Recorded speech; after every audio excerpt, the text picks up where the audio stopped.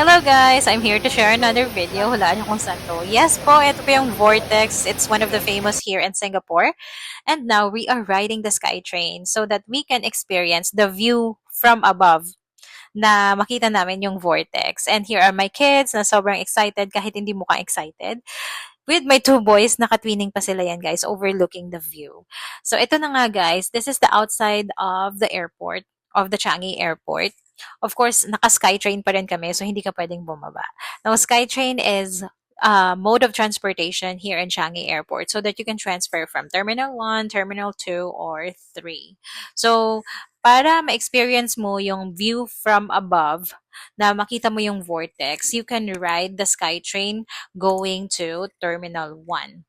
Kasi ito yung nagpa-pass by doon sa actual na vortex mismo. Like this one, an experience namin. But if you want to really go to that part, yung nasa baba ka talaga, kung gusto mong pumunta doon, like ng mga people na nandyan, you have to actually pass the immigration because yung vortex, nasa Jewel siya guys. Yung Jewel is a mall. So it's connected lang sa Changi Airport. So you have to pass the immigration.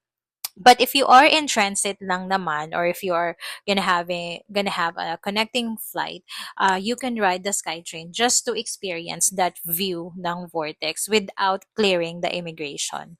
So ito na nga guys, one thing na gusto ko ring i-share sa inyo, Changi Airport is one of the best airport talaga, I would say, because you know what guys, we lost a baggage, a carry-on baggage, and we only realized na nawala siya guys, gabi na.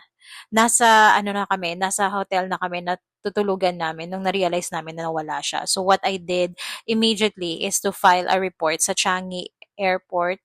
I filed it through their website, and then they said that they will get back to us within 7 days. And to tell you guys, after or within 24 hours lang, they got back on me. But they said, nawala silang nakita na ganong baggage. So I was worried because it's a valuable. Mahal po yung bagay na yon, yung laman ng baggage or ng carry-on baggage namin. So, yun.